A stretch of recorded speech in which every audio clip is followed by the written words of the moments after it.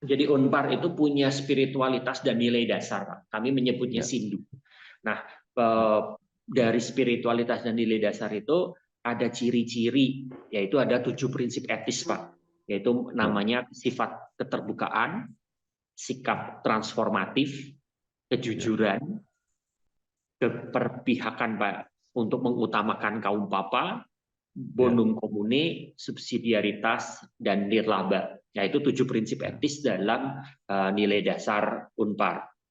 Ya. Dari 7 nilai dasar itu sebenarnya didasarkan pada 3 nilai dasar. 3 nilai Ya. dasarnya adalah humanum, caritas in Ya. veritate, dan hidup Ya. dalam keberagaman. Jadi kalau sederhana saya Ya. katakan nilai dasar Unpar itu adalah pertama adalah membentuk manusia yang lengkap. Itu humanum. Ya. Manusia yang lengkap itu manusia yang bukan cuma berpikir tentang kehidupan dunia dan sesamanya, tapi dia juga Ya. seseorang yang lengkap memikirkan dan dia lengkap dari sisi spiritualitas.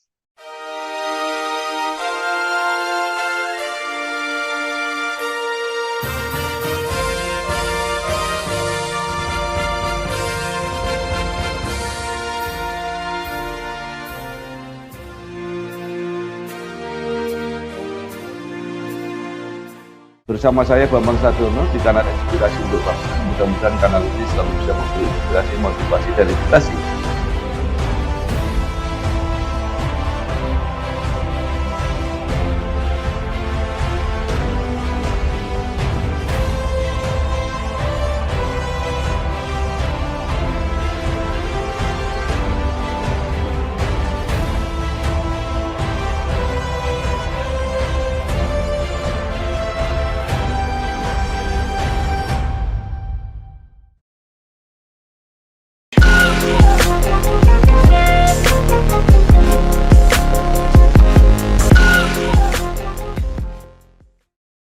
Assalamualaikum warahmatullahi wabarakatuh.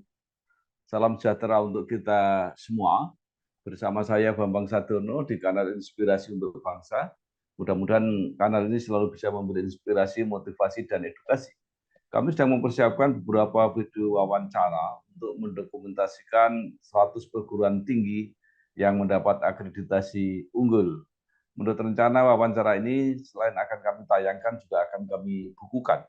Saat ini saya sudah bersama dengan Bapak Profesor Insinyur Tribasuki Juwono, PhD.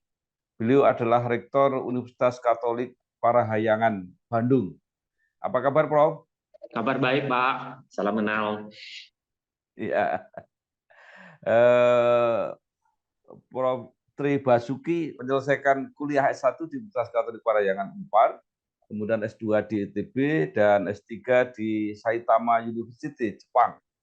Menjadi dosen teknik sipil di Alma Mater, pernah menjadi wakil rektor bidang akademik, dan saat ini menjadi rektor. Nah, mungkin supaya lebih lengkap, walaupun singkat, bisa diceritakan, Prof, perjalanan karir sejak awal sampai saat ini menjadi rektor. Silahkan, Prof. Ya, Pak. Makasih, Pak. Ya, terima kasih. Salam kenal. Assalamualaikum warahmatullahi wabarakatuh. Ya, saya memang alumni dari Teknik Sipil Universitas Katolik Parahyangan. Saya masuk di Teknik Sipil 92, lalu saya lanjut S2 di Unpar juga, lalu di ITB, lalu baru ke Jepang. Saya kembali studi itu 2007. Saya menjadi dosen itu di 2001, lalu kemudian mengelola beberapa posisi administratif, terakhir adalah wakil rektor, dan saat ini menjadi rektor itu sejak 2023, Pak. Jadi sekarang baru 1 tahun. Gitu, Pak. Ya. Nah, Prof, mungkin karena sudah lama mengabdi di Unpar, pasti sedikit banyak tahu perjalanan Universitas Parahyangan, nah, termasuk perjuangannya, mungkin bisa diceritakan seperti apa sampai akhirnya mencapai posisi tertinggi, hanya sekitar 100 dari 4.000 perguruan tinggi di Indonesia yang mencapai akreditasi unggul. Silakan, Prof. Ya, jadi Unpar itu berdiri tahun 55, Pak. Itu berdiri menjadi mulai oleh 2 orang uskup, yaitu Uskup Bandung dan Uskup Bogor di Kota Bandung. Waktu itu dimulai dengan sebuah akademi, namanya Akademi Perniagaan. Nah, waktu itu kedua uskup pimpinan gereja di Jawa Barat, yaitu Bandung dan Bogor, bermimpi bahwa bagaimana mengisi kemerdekaan. Jadi waktu itu umurnya baru 10 tahun Indonesia itu. Kami lalu para pemimpin itu berpikir bagaimana mengisi kemerdekaan, dan mengisinya adalah menghasilkan orang-orang yang punya kemampuan secara akademis untuk mengisi kemerdekaan. Nah, itulah dimulainya, lalu berjalan, kemudian Presiden Soekarno datang juga, kemudian memberikan status, waktu itu disamakan, yang masih sangat jarang waktu itu. Nah, kemudian berkembang menjadi universitas hingga saat ini. Kalau dilihat dalam perjalanannya bahwa Unpar itu dari awal sampai sekarang itu selalu berusaha untuk menghasilkan alumni, menghasilkan lulusan yang bisa menjadi para pengisi kemerdekaan, yaitu mengisi dari sisi kemanusiaan. Jadi memang cita-cita Unpar adalah menghasilkan pribadi-pribadi yang humanum. Itu dari awal diciptakan bahwa perguruan tinggi yang namanya Katolik ini hadir bukan mengutamakan simbol-simbol keagamaan, tapi mengutamakan bagaimana membuat karakter manusia yang humanum. Humanum itu nanti akan dicirikan dengan kreativitas, inovasi, sadar lingkungan, tentang ekologi, tapi juga pada saat kemudian menjadi seseorang yang lengkap, yang dia menghayati spiritualitasnya dan nilai dasar Unpar itu menjadi seorang pribadi yang bisa berguna bagi masyarakat. Gitu, Pak.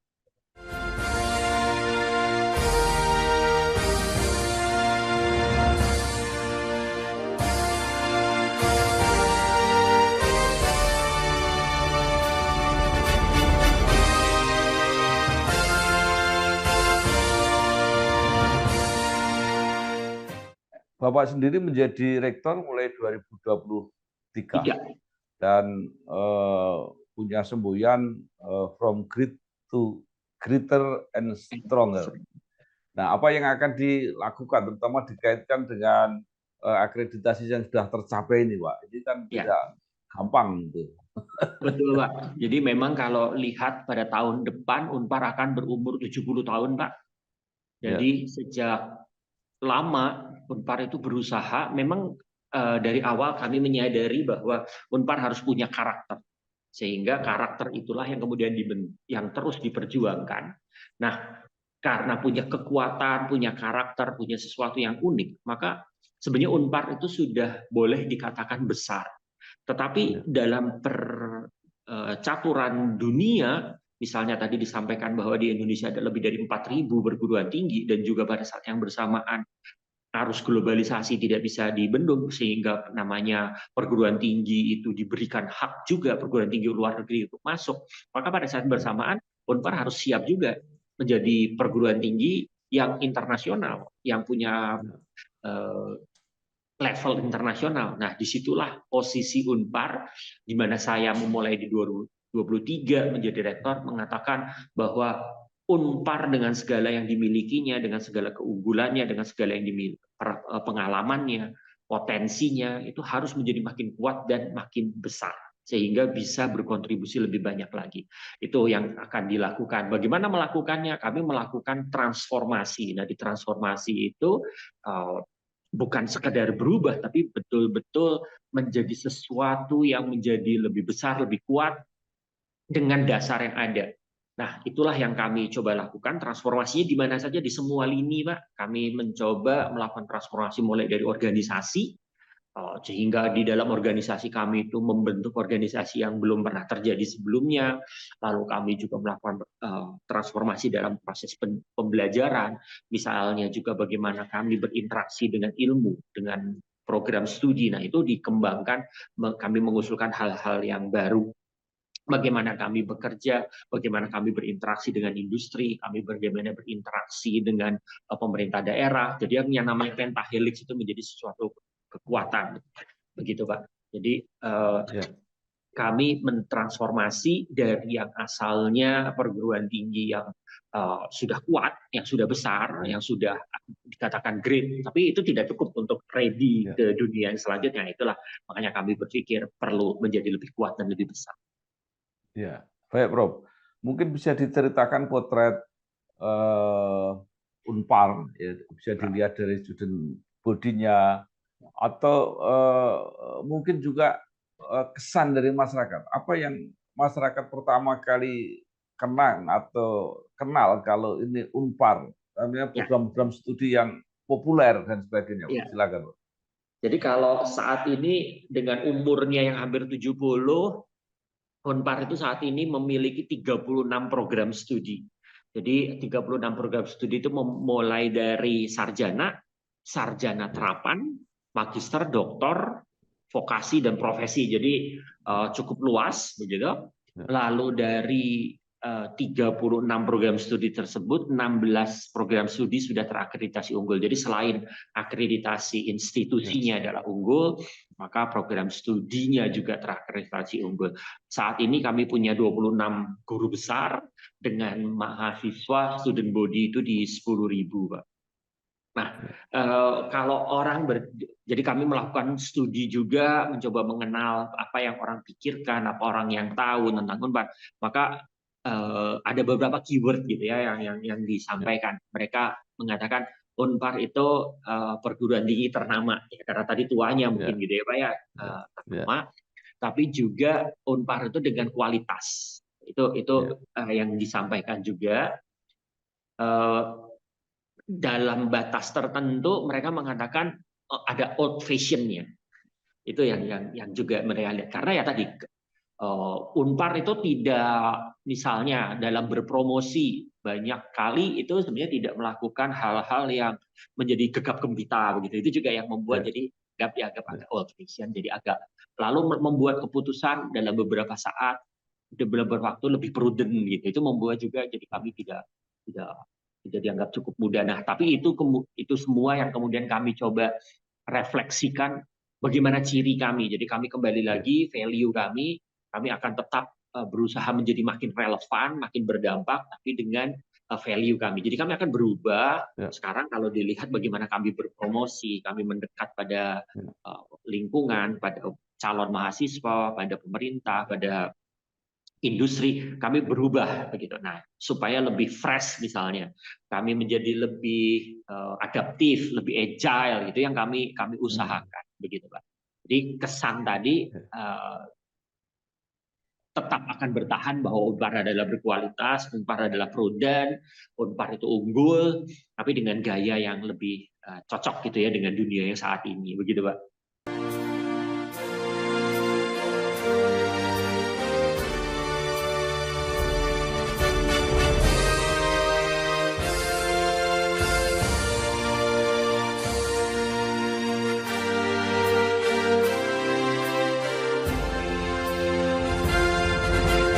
Iya.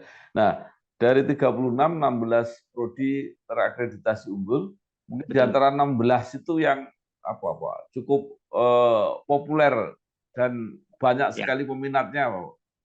Jadi kalau dari 16 itu hampir sebenarnya di semua program sarjana. Jadi kami Ya, sangat kuat di program sarjananya dengan 16 tadi, berarti artinya semua program sarjana kami itu unggul. Memang kalau dilihat dari jumlah peminat agak lama kami dikenal di program teknik misalnya, ya, yaitu di arsitektur, teknik sipil itu sudah kalau orang masyarakat menyatakan teknik sipil, maka orang sudah kenal lah yang namanya teknik sipil, yang nama arsitektur. Tapi mungkin orang juga melihat di ilmu hukum, Pak. Di ilmu hukum itu ya, sudah sangat terkenal juga. Jadi kalau kita lihat banyak para advokat, bahkan banyak ya, pejabat di di kehakiman, di kejaksaan itu banyak alumni Unpar. Jadi itu terkenal. Jadi kalau ya, dilihat jumlah mahasiswa Fakultas Hukum tahun-tahun terakhir ini terus meningkat. ya, Nah, ya, program bisnis kami di ekonomi, di ya, administrasi bisnis itu juga meningkat. Jadi beberapa program studi di Fakultas Ilmu Sosial Ilmu Politik itu menjadi sesuatu yang dinantikan orang gitu ya. Misalnya hubungan internasional itu sudah ya, reputasinya sudah besar begitu. Di Kementerian Luar Negeri itu ya, sampai di level duta besar, di staf, ya, di berbagai level itu hubungan ya, internasional terkenal. Jadi kalau dilihat dari urutan berdirinya begitu Pak. Jadi ya, semua itu ya, berkembang mulai dari yang sangat awal ekonomi, lalu ya. teknik, hukum, fisik, terus semua punya punya pasar yang dianggap reputable begitu Pak. Alumni memang akan menjadi simbol kepercayaan pada sebuah perguruan tinggi. Mungkin tadi Bapak sudah sebut beberapa alumni di berbagai bidang. Betul. Bisa disebutkan misalnya nama-nama populer yang gampang dikenal, yang alumni Unpar, Prof. Ya, misal Bapak Marzuki Darusman itu alumni kami, Pak. Ya, Lalu mungkin dalam ilmu hukum Hotman Paris itu juga ya, alumni begitu. Lalu ya, di bidang lawyer itu sangat banyak. Kalau di bidang teknik sipil mungkin Bapak lihat ada konsultan misalnya David Sukapna itu juga alumni dari kami. Lalu ya, hubungan internasional itu beberapa duta besar itu dari ya, kami. Lalu artis juga sebetulnya lumayan banyak ya, gitu Pak. Ya, ya, itu beberapa nama yang lain dalam berbagai levelnya gitu ya Pak ya. ya, ya. Nah, baik. Nah, tadi Bapak sudah mulai sebut bahwa karakter adalah bagian penting dari Betul. pendidikan di Unpad. Mungkin bisa lebih diperjelas. Ya, Misalnya dalam pendidikan karakter itu pembentukannya melalui apa? Apakah ya, mata kuliah atau seperti ya. apa? Jadi Unpar itu punya spiritualitas dan nilai dasar, Pak. Kami menyebutnya Ya, Sindu.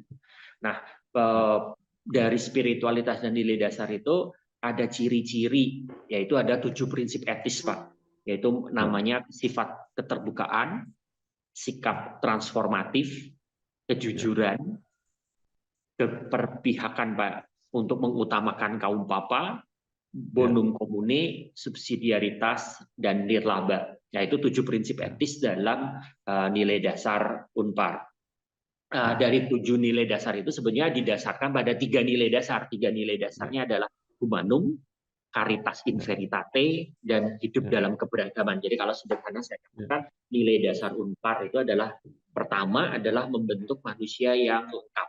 Itu humanum. ya, Manusia yang lengkap itu manusia yang bukan cuma berpikir tentang kehidupan dunia dan sesamanya, tapi dia juga ya, seseorang yang lengkap memikirkan dan dia lengkap dari sisi spiritualitas. Nah, yang kedua itu caritas in veritate. Caritas in veritate kalau diterjemahkan itu adalah cinta kasih dalam kebenaran. ya, Jadi orang-orang Unpar diharapkan hasilnya itu adalah yang siap untuk mengatakan benar adalah benar. ya, Ya, jadi berperilaku dalam kebenaran dan dasarnya kebenaran adalah cinta kasih. Lalu yang ya, ketiga, hidup dalam keberagaman. Maka karakter Unpar itu akan mudah dikenal bahwa mereka adalah orang-orang yang pluralis dan mereka adalah orang-orang yang toleran. Itu ya, 3 nilai dasarnya. Nah, kalau dari 7 prinsip etis tadi, mulai dari keterbukaan, transformatif, kejujuran, keberpihakan pada kaum papa, bonum comune atau bagaimana membuat yang dunia yang lingkungan yang harmonis, lalu subsidiaritas dan nirlaba.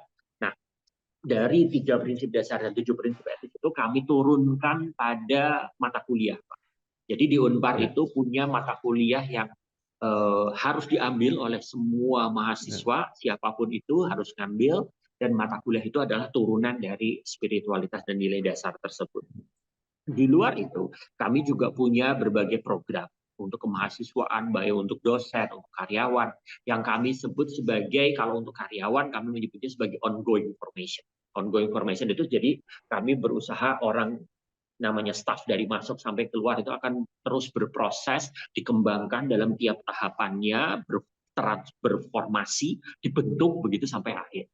Sedangkan kalau untuk para mahasiswa itu sejak masuk, dari tahun pertama sampai nanti dia keluar, dia akan melakukan dalam proses pembentukan kemahasiswaan sebagai pribadi yang lengkap sehingga nanti lulus ready untuk berkarir. Nah, programnya itu banyak sekali, Pak. Mulai dari tadi perkuliahan, kegiatan yang ya, namanya misalnya gladi gitu. Jadi ada gladi itu kegiatan-kegiatan mahasiswa yang mereka akan terlibat dalam beberapa hari dan itu ada beberapa topik. Mereka mendalami topik-topik tertentu misalnya tentang lingkungan. Dalam visi ya, Unpar salah satunya adalah tentang ekologi. Nah, itu gladinya gladi lingkungan begitu, Pak. Nah, itu jadi programnya dibentuk dengan segala variasinya untuk menghasilkan bahwa ya, pribadi Unpar itu punya karakter tadi, 3 nilai dasar dan ya, 7 prinsip etis. Kira-kira begitu, Pak. ya.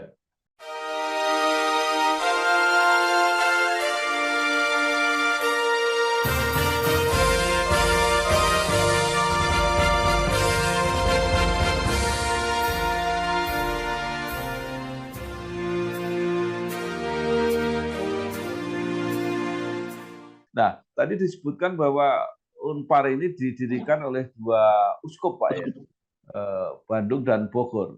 Betul. Itu apa yang mewarnai sehingga mungkin ada apa proses yang khas karena ini apa yang perguruan tinggi yang didirikan oleh tokoh agama.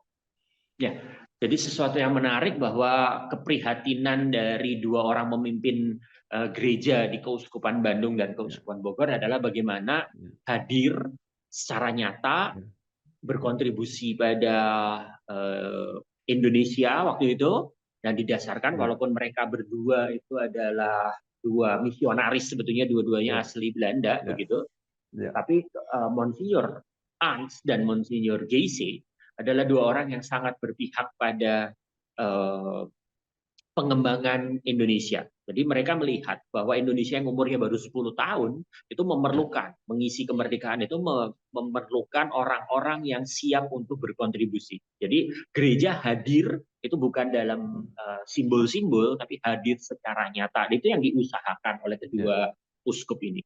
Jadi mereka melihat bagaimana berkontribusi, ya menghasilkan orang-orang yang siap nanti untuk berkontribusi, untuk mengisi kemerdekaan, bekerja di bidang-bidang yang diperlukan, dan mereka waktu itu berpikir bagaimana yang paling cepat dan paling pertama adalah ilmu-ilmu yang langsung berinteraksi dengan kehidupan ya, ekonomi misalnya. Jadi akademinya memang dimulai dengan perniagaan.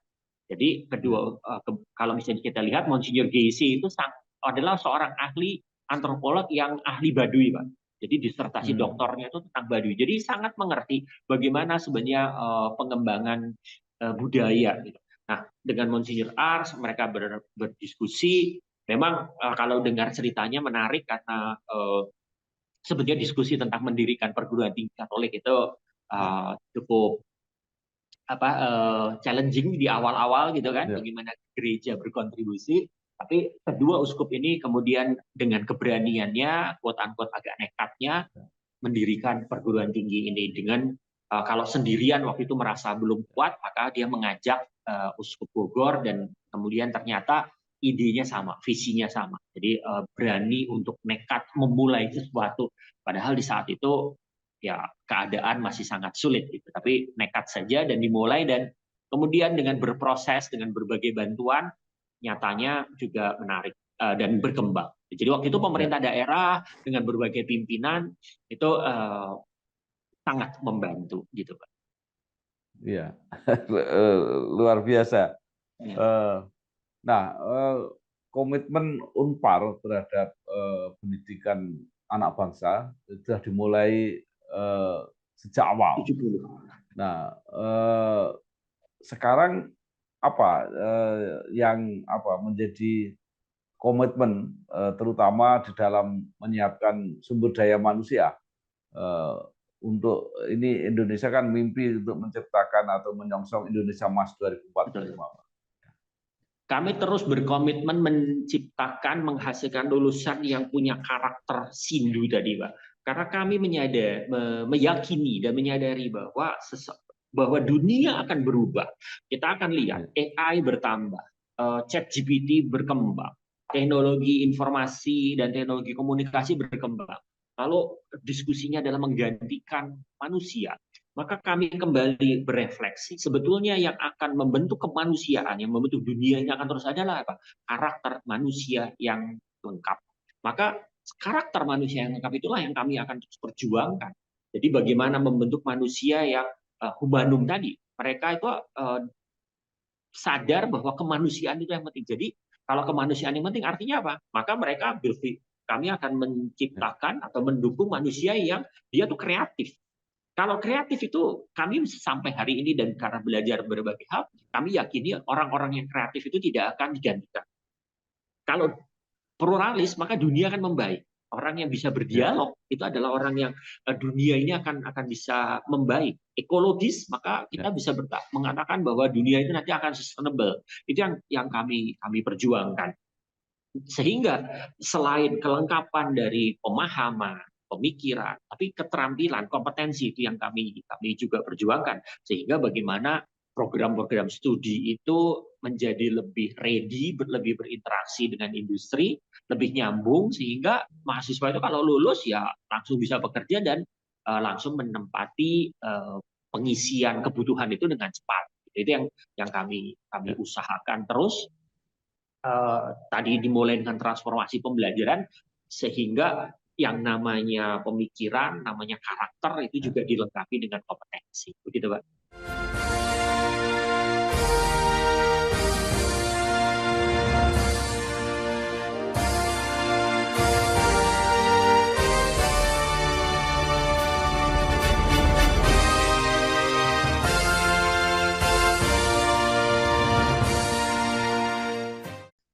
Prof, tadi salah satu prinsip Unpar adalah mengelola dengan nirlaba. Ini menarik.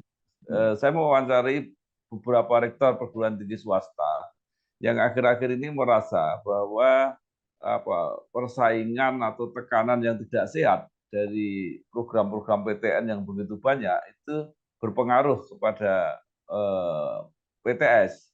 Dan Betul. satu lagi, padahal di PTN itu juga ada masalah UKT yang tinggi, sehingga kemudian semua orang ribut. Nah, di mana kebijakan Unpar menghadapi situasi seperti ini?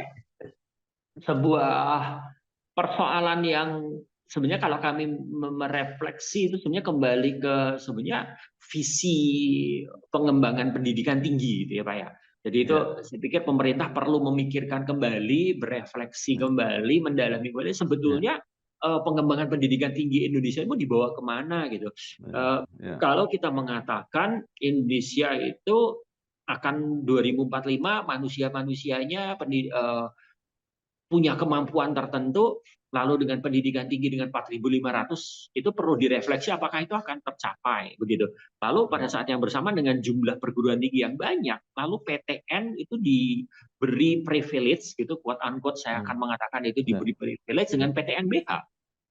Lalu sebetulnya persoalan pada saat betul kolaborasi itu ada sesuatu yang penting, tapi pada saat yang bersamaan mau nggak mau akan bicara tentang kompetisi. Dengan kapasitas perguruan tinggi PTNBH dengan jalur mandirinya yang bisa begitu besar, lalu kapasitas juga menjadi begitu luar biasa. Kalau kita lihat banyak perguruan tinggi PTNBH yang menerima satu kali intake dalam 1 tahun itu 15.000. Itu kita akan bertanya, kalau dengan 15.000, lalu pada saat yang bersamaan perguruan tinggi itu akan diberi amanah untuk menjadi world class research university, nyambung nggak ya gitu, itu kan akan jadi refleksi. Jadi artinya sebetulnya kita nggak bisa membuka, menurut saya 4.500 itu disuruh main dengan field yang sama, padahal garis awalnya tidak sama gitu kan. PTNBH itu start nolnya nggak sama dengan PTS. Gitu ya. Jadi kalau perguruan tinggi swasta itu misalnya kayak kami lahir 70 tahun lalu, Pak. Tapi PTNBH ada yang lebih baru, lebih muda, tapi dengan segala privilege-nya dia punya sumber daya yang begitu besar, maka dia langsung bisa intake dengan 15.000. Nah, apakah itu kita perlu berdiskusi, apakah itu menjadi sesuatu yang tepat karena memang PTNBH itu akan dikembangkan. Kalau kita kembali lagi ke dasarnya, sebetulnya pada saat PTNBH waktu itu dimulai dengan PT BHMN, itu ada hanya sedikit, tapi memang dia ditarget untuk menjadi world class. Jadi kembali lagi ke universitas-universitas yang besar di dunia itu tidak dimasifkan, tidak seperti sekarang kalau saya katakan PTNBH itu dimasifkan. Nah, kalau memang mau world class dengan target tertentu, harusnya menurut saya harus ada dong pembagian-pembagi, pengaturan. Itulah peran pemerintah untuk mengatur bahwa PTNBH itu mengisi kelas-kelas atau ruang-ruang yang memang untuk di sana.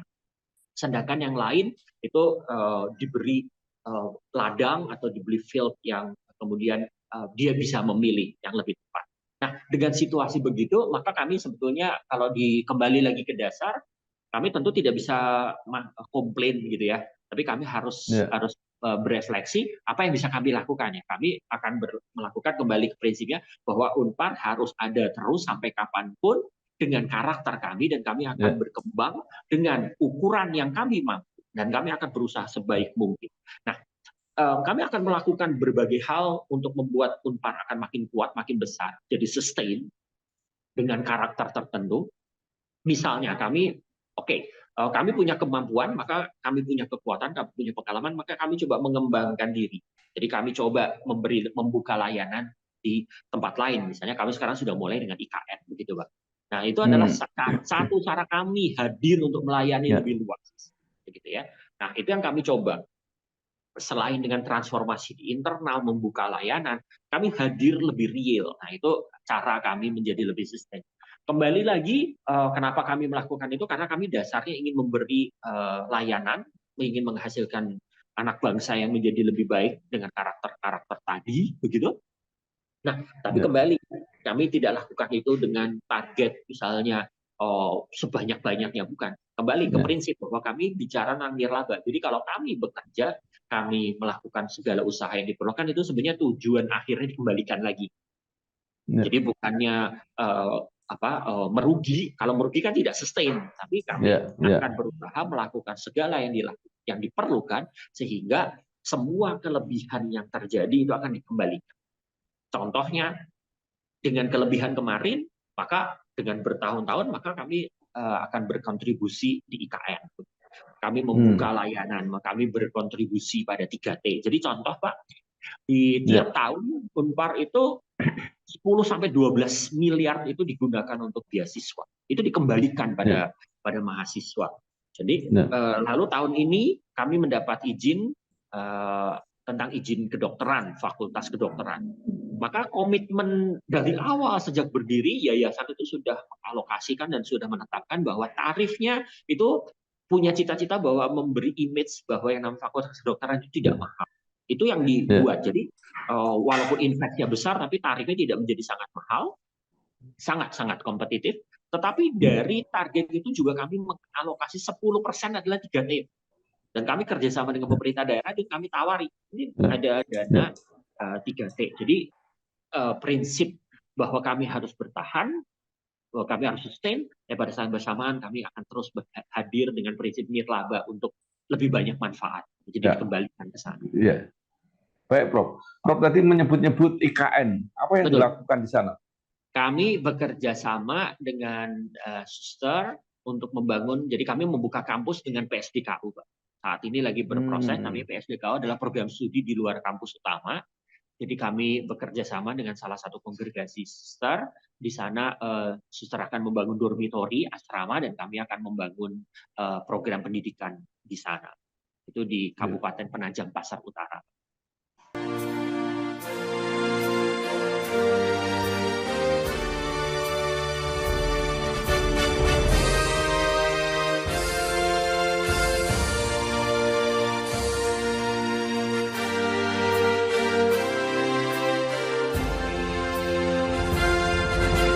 Ya, ya. Baik. Terakhir, Prof. Sekarang akreditasi itu dianggap penting oleh kalangan perguruan tinggi, tapi mohon maaf ini ya, pemerintah sering mengubah-ubah kriteria dan sebutannya, dan bahkan akreditasi unggul ini untuk institusi juga direncanakan mau dihilangkan. Nah, apa pendapat Prof? Kalau kami melihat, saya akan mulai dengan yang mungkin tidak menjawab yang unggul dulu, gitu. Tapi kami akan menjawab atau berdiskusinya begini. Banyak orang itu selalu bertanya, peringkat internasional dulu, gitu kan? Peringkat dulu nih. Peringkat dan pemeringkatan. Lalu berdiskusi, Unpar itu harus ngejar nggak sih?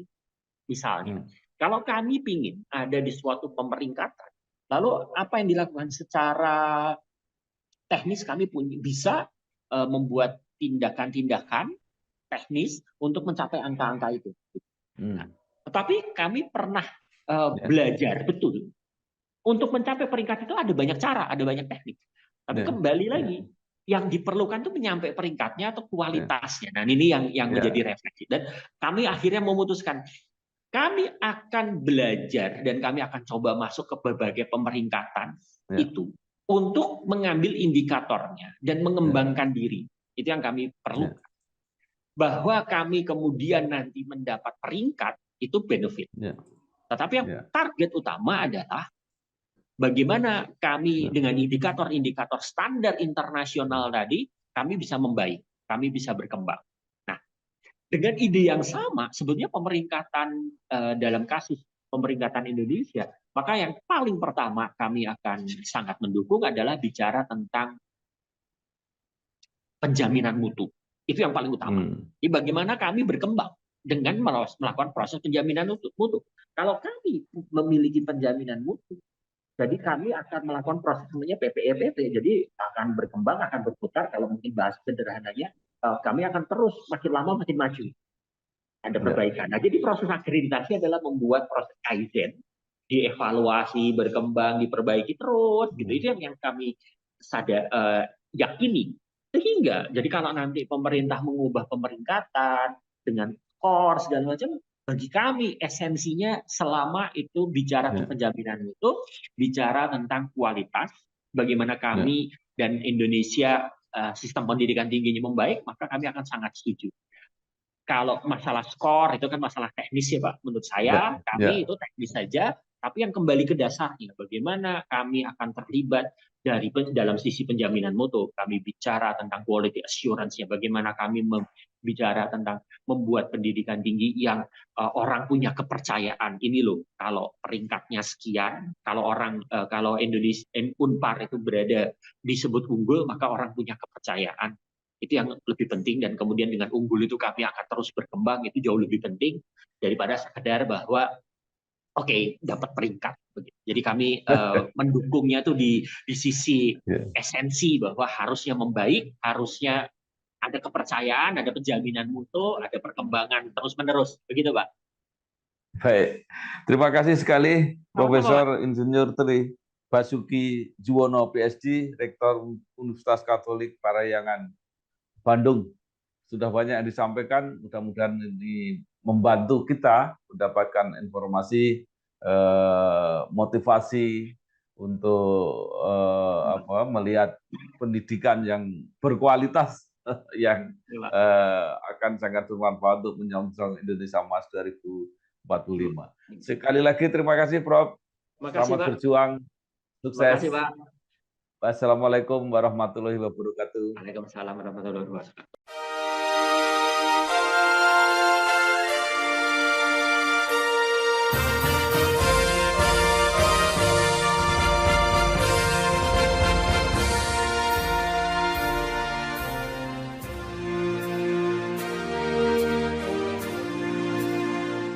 Bersama saya Bambang Sadiono di kanal Inspirasi untuk Bangsa. Mudah-mudahan kanal ini selalu bisa memberi inspirasi, motivasi, dan edukasi